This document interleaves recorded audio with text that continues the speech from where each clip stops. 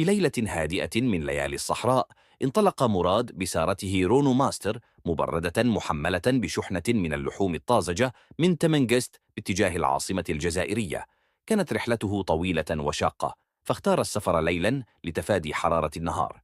بعد أن قطع حوالي 50 كيلومترا من المدينة، لمح رجلا يقف على جانب الطريق يشير بيده طالبا التوصيل.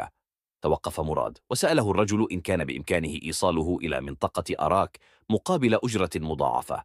ابتسم مراد وقال: ما نحتاج لا أجر ولا مقابل، فقط ادعوا لي بدعوة طيبة. انطلقا في صمت، وكانت الصحراء تمتد بلا نهاية أمام أضواء الشاحنة الخافتة. وبعد دقائق من السير سأل الرجل بهدوء: وماذا تحمل في هذه العربة؟ أجابه مراد وهو يثبت نظره على الطريق: لحم، لحم طازج متجه إلى العاصمة. سكت الرجل ولم ينطق بكلمة بعدها. ساد صمت غريب لا يسمع فيه سوى صوت المحرك واحتكاك العجلات بالرمال. بعد لحظات لاحظ مراد شيئا غريبا في ملامح الراكب. كان وجهه شاحبا على نحو غير طبيعي، ونظرته جامدة نحو الفراغ. أدار مراد وجهه نحو الطريق